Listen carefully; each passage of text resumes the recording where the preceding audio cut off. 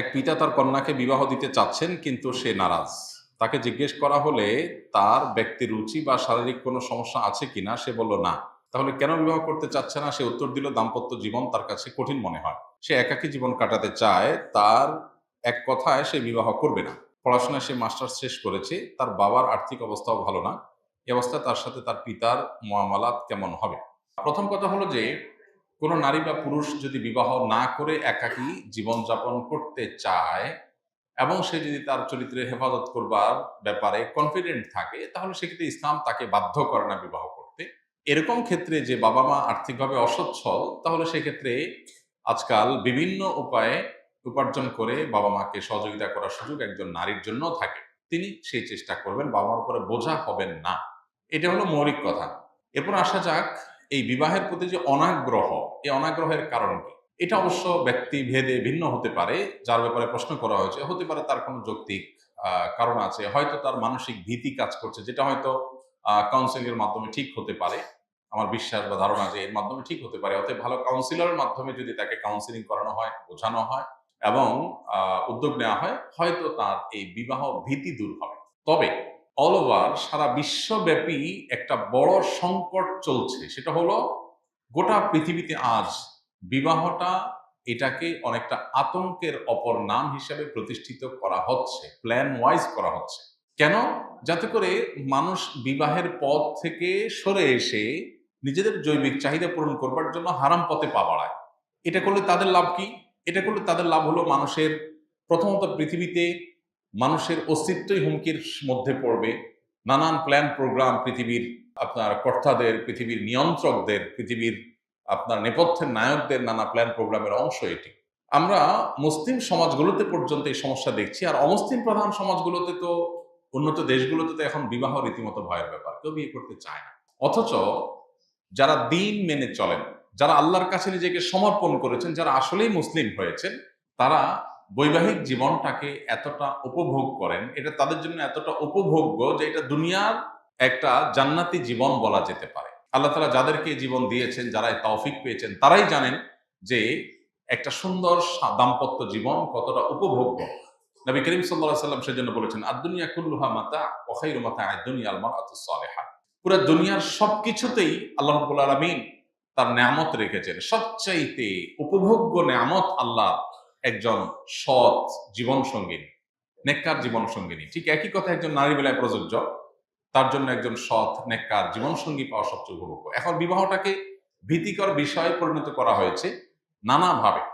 একে তো আমাদেরকে অনেক বেশি তথাকথিত অধিকার সচেতন করা হয়েছে। এখন প্রত্যেকটা মানুষ অধিকার সচেতন। একটা বাচ্চা বলে আমার অধিকার, আমার রাইট। হ্যাঁ, অবশ্যই মানুষের অধিকার ব্যাপারে মানুষ সচেতন হবে। ইসলাম অধিকার করে আমাদেরকে সতর্ক করেছে। আল্লাহর অধিকার নষ্ট করলে এত বড় শক্ত আযাব বা শাস্তির কথা নেই, বান্দার অধিকার নষ্ট করলে যত বেশি শাস্তির কথা। এইজন্য হুকুকুল ইবাদের ব্যাপারে যুগে যুগে উলামায়ে কেরাম সতর্ক করেছেন, ফকিহগণ সতর্ক করেছেন। ইসলামের সবগুলো থটে হুকুকুল ইবাদের ব্যাপারে সর্বোচ্চ সতর্ক আমাদেরকে থাকতে বলা হয়েছে। কিন্তু ইসলাম আমাদেরকে সবসময় কর্তব্য পরায়ণ হতে বলে। অধিকার সচেতনতার তুলনায় আমাদের মধ্যে কর্তব্য পরায়ণতা বেশি যেন আসে, ইসলাম সেই জিনিসটার জন্য চেষ্টা করে। আর ভোগবাদী এই পৃথিবী আপনাকে কর্তব্য পরায়ণ হওয়ার চাইতে অধিকার সচেতন হওয়ার ব্যাপারে বেশি আপনাকে অ্যাওয়্যার করবে, তারা বেশি চেষ্টা করবে। এর ফলশ্রুতিতে যেটা হয়েছে, একটা মানুষ স্যাক্রিফাইসের মানসিকতা, ত্যাগের মানসিকতা মানুষের মধ্যে কমে যায়। এখন দেখবেন ত্যাগের মানসিকতা নেই।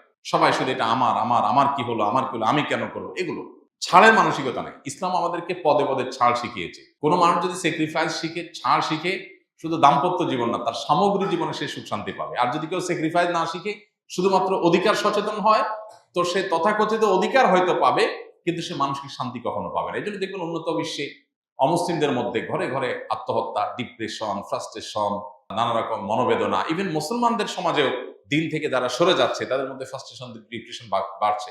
আর মুসলমান অনেক না খেয়ে আছে, কিন্তু মানসিকভাবে সে সুখে আছে, শান্তিতে আছে, হাসি মুখে আছে। আফ্রিকার অনেক গরিব দেশগুলোতে যাবেন, মুসলমানদের মুখে কি হাসি, কতটা খুশি, কত পরিতৃপ্ত সে, আলহামদুলিল্লাহ বলছে। কারণ তার চাহিদার তুলনায় তৃপ্তি বেশি, চাওয়ার তুলনায় শুকরিয়া বেশি। যেই দম্পতি দাম্পত্য জীবনে স্বামী স্ত্রী পরস্পর প্রতি এই মানসিকতাটা লালন করে যে আমার জীবন সঙ্গী, তিনি হয়তো ভুল করেছেন, আমি ক্ষমা করি, আমি সবর করি, তিনি হয়তো এই জন্য করেছেন, তিনি যদি অন্যায় করেন তিনি আল্লাহর কাছে দায়ী থাকবেন, বাট আমি কোনো অন্যায় যেন না করি। আমি কর্তব্য পরায়ণতাকে প্রাধান্য দেই অধিকার সচেতনতার চাইতে, তাহলে সেক্ষেত্রে দেখবেন সেখানে জান্নাতি শান্তি বিরাজ করবে। এই যে বিবাহের প্রতি ভয় কাজ করছে, কারণ কি? কারণ হলো এই যে স্যাক্রিফাইসের মানসিকতা, এটা আজকের পৃথিবীতে কেউ আপনাকে বলবে না, শুধুমাত্র ইসলাম আপনাকে বলবে, দিন আপনাকে বলবে আপনি স্যাক্রিফাইস এবং স্যাক্রিফাইস এবং স্যাক্রিফাইস করেন। বাবার ক্ষেত্রে স্যাক্রিফাইস, এখন আপনি বলবেন এত স্যাক্রিফাইস করলে আমার কি হবে? স্যাক্রিফাইস করে যদি আপনি সুখী হন তাহলে আপনার অসুবিধাটা কোথায়? স্যাক্রিফাইস করে যদি আপনি সুখী হন, সমস্যাটা কোথায়? এখন বাবা ছেলে মেয়ের জন্য স্যাক্রিফাইস করে সুখী হয় না, হয় না? একজন বাবা মায়ের কাছে নিজে ভোগ করাটা মজার নাকি বাচ্চাদেরকে ভোগ করাটা মজার হয়? নিজে খেয়ে বেশি আনন্দ পায় বাপ মা নাকি বাচ্চাদেরকে হয় বেশি আনন্দ পায়? বাচ্চাদের খায় আনন্দ পায়। স্যাক্রিফাইসের মধ্যে যে আনন্দ আছে ভোগের মধ্যে সেই আনন্দটা নাই।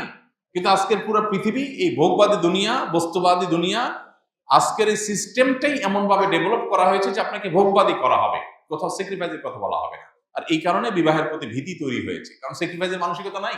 কেউ স্যাক্রিফাইস করতে চায় না, কেউ শেয়ার করতে চায় না। উন্নত দেশগুলোতে বিয়ে তো হয়, বিয়ে না, এটা হলো মেস সিস্টেম, মেস হোস্টেল। মেসের মধ্যে একই রুমে ৩-৪ জন থাকে না, শেয়ার করে করে, এরকম এই মেসের যে সমস্ত আপনার রুমমেট আছে, স্বামী স্ত্রী উন্নত দেশগুলোতে বেশিরভাগ ক্ষেত্রে এরকম। কারণ স্বামী স্ত্রী দুজনেই উপার্জন করে, দুজনের টাকা পয়সা আছে, দুইজন শেয়ানে শেয়ান, কেউ কারোর মানতে রাজি না। ঠিক আছে, তাহলে তুমি রুম ভাড়া দাও, আমি বিদ্যুৎ বিল দিই, তুমি গ্যাস বিল দাও, আমি পানি বিল দিই। রুমমেট একসাথে আছে স্বামী স্ত্রী। আর ইসলাম বলে সমস্ত আর্থিক দায় দায়িত্ব স্বামীর, আর স্ত্রী তার স্বামীকে সার্বিকভাবে সহায়তা করবেন, ভেতরের টোটাল সাইডটা সামলাবেন। আল্লাহ তাআলা নারীকে যে সৃষ্টি করেছেন, তার বডির যে স্ট্রাকচার আল্লাহ তাআলা দিয়েছেন, এই স্ট্রাকচারটারই বলছে যে তাকে আল্লাহ তাআলা ঘরে থেকে ভেতরের সাইডটাকে সামলাবার জন্য বলেছে। একটা রাষ্ট্র চলার জন্য অনেক সেক্টরে অনেক রকম মানুষ লাগে। যারা নিরাপত্তার দায়িত্বে নিয়োজিত তারা অফিসে বসে থাকলে হবে না, আবার যারা প্রশাসন চালাবে তারা নিরাপত্তার জন্য বের হলে হবে না। একটা রাষ্ট্র চলার জন্য যেরকম বিভিন্ন ডিপার্টমেন্ট ভাগ করা আছে, আল্লাহ রাব্বুল আলামিন আমাদের পৃথিবীর স্বকীয়তা স্বভাবতা ঠিক রাখার প্রয়োজনে পুরুষদেরকে বাহিরের সব হ্যাসেল নেওয়ার দায়িত্ব দিয়েছেন, আর নারীদেরকে ভেতরের বিষয়গুলোকে সামাল দিতে বলেছেন। এটা তাদের বডির স্ট্রাকচার দিকে তাকালে বোঝা যায় আল্লাহ তাকে কিভাবে তৈরি করেছেন। নারীর বক্ষে আল্লাহ তাআলা বাচ্চার খাবার রেখেছেন। এখন এই খাবারটা তো কর্মস্থলে দেয়াটা তার জন্য খুব বেশি স্বস্তিদায়ক না, তার জন্য এটা স্বস্তিদায়ক হলো বাসায় দেওয়াটা। নারীর গর্ভে আল্লাহ তাআলা সন্তান ধারণ করার ক্ষমতা দিয়েছেন, পুরুষের গর্ভে সেটা দেন নাই। তাহলে সেক্ষেত্রে নারী সন্তান গর্ভে ধারণ করে অফিস আদালতে যাওয়া, কাজ করা, মাটি কাটা, রাস্তায় যাওয়া, এগুলো তার জন্য স্বস্তিদায়ক না, বাসা তার জন্য উপযোগী। অতএব তার কর্মস্থল কি কোথায় হবে, তার অবস্থান কোথায় হবে, তার রোলটা কি হবে, একটা ফ্যামিলির উন্নতির কোন অংশটা তিনি দেখবেন, এই বিষয়গুলো আল্লাহ তাআলা তার বড় স্ট্রাকচারের মধ্যে দিয়ে রেখেছে। দেখলে তাকালে বোঝা যায়। এখন আপনি এক করে ফেলতে চাচ্ছেন। ইসলাম সমতায় বিশ্বাস করে না, ইসলাম বিশ্বাস করে ন্যায্যতায়। ন্যায্যতা এক জিনিস, সমতা আরেক জিনিস। সমতা কি? একটা ছেলের জ্বর হয়েছে, ওর একটা ট্যাবলেট খাওয়াইছে, মেয়েটার জ্বর হয় নাই, ওরে ধরে ট্যাবলেট খাওয়াই দেন, এটা হলো সমতা। কারণ দুইটা ছেলে মেয়ে, একটা ট্যাবলেট খাইছে আরেকটা খাবে না কেন? সমতা হলে দুজনকে খাওয়াই দিবেন। আর ইসলাম বলে না, ন্যায্যতা, যার যেটা দরকার। একজনের ট্যাবলেট দরকার, তারা ট্যাবলেট খাওয়ান, আরেকজনের ট্যাবলেট দরকার নেই, তারা খাওয়ায়েন না, এটাই হলো ন্যায্যতা। অতএব ন্যায্যতা ইনসাফকে নিশ্চিত করে, সমতা সবসময় ইনসাফকে নিশ্চিত করে না। সমতা যদি সবসময় আপনার মানদণ্ড হয় ইনসাফের, তাহলে সেক্ষেত্রে জুলুম হবে অনেক ক্ষেত্রে। একজনের জামার সাইজ হবে 18, আরেকজনের বয়স কম, তার জামার সাইজ হয়তো 10। আপনি যে বলেন না দুইটাই তো আমার সন্তান, সাইজ দুইটারই সমান কিনবো, তাহলে জুলুম হবে না একজনের প্রতি? এই জন্য ইসলাম ন্যায্যতার কথা বলে। আল্লাহর সিস্টেমের উপরে যারা নিজের বুদ্ধি বিবেক দিয়ে নিজেরা কিছুকে সেখানে স্টাবলিশ করতে চায়, তারা ব্যর্থ, ব্যর্থ এবং ব্যর্থ।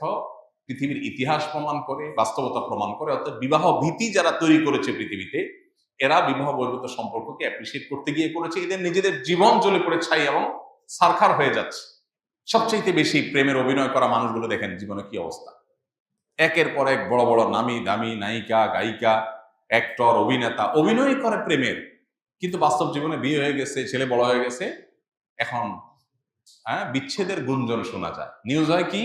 বিচ্ছেদের গুঞ্জন। কেন রে ভাই, তুমি না সারাদিন প্রেম শিখাইলা মানুষকে, তোমার নিজের যদি এ দুরবস্থা হয়, তুমি কি প্রেমের শিক্ষক হইলা? আর প্রেমে শিখবা তুমি হুজুরদের কাছে আসো, শিখো। আঠার মতো এমন ভাবে মহব্বত লাগে, মরণ পর্যন্ত লেগে থাকে। আর তোমাদের এত মহব্বত, এত আই লাভ ইউ, এত হান তান মেসেজ, অমুক তমুক চ্যাটিং, মাগার বিবাহ টিকে না, সম্পর্ক টিকে না। ৫ বিয়া, ৬ বিয়া, ৭ বিয়া, এরপরও শেষ হয় না। মনে হয় মরার আগে আরেকটা করে মরে। এই জন্য বিবাহ ভীতি তাদের মধ্যে আসে যারা দিন থেকে দূরে। যে দিনের মধ্যে থাকবে তার মধ্যে বিবাহ থাকবে না। আমার এই বোন দিন থেকে দূরে আছেন, আমি নিশ্চিত। দিনের ভিতরে থাকলে তার ভিতরে বিবাহ ভীতি আসবে না। হ্যাঁ, স্বামী হয়তো সে একটা ভিন্ন রকম মানুষ হতে পারে, হয়তো আমার সাথে তার মিল হবে না, তো আমি সবর করব, আমি সবর করব, আমি স্যাক্রিফাইস করব। করলে তো আমার লস নাই, আমার তো লাভ। এই জন্য আজকের বিশ্বে বিশেষ করে আমাদের এই বিষয়গুলোকে খুব মাথায় রাখতে হবে। বিবাহ ভীতি আমাদের তরুণদের মধ্যে, আমাদের দেশে এখন শুরু হয়ে গেছে, যেটা পশ্চিমা পৃথিবীতে অনেক আগে থেকে হয়েছে। কারণ ওই যে আপনি বিবাহ বহির্ভূত সম্পর্ককে অ্যাপ্রিসিয়েট করেছেন, মানুষকে দিনই চেতনার মধ্যে থেকে দূরে সরাইছেন, অটোমেটিক বাই ডিফল্ট এ সমস্ত আযাব মানুষের জীবনে আসবে। আস-সুন্নাহ ফাউন্ডেশন, উম্মার স্বার্থে সুন্নাহর সাথে।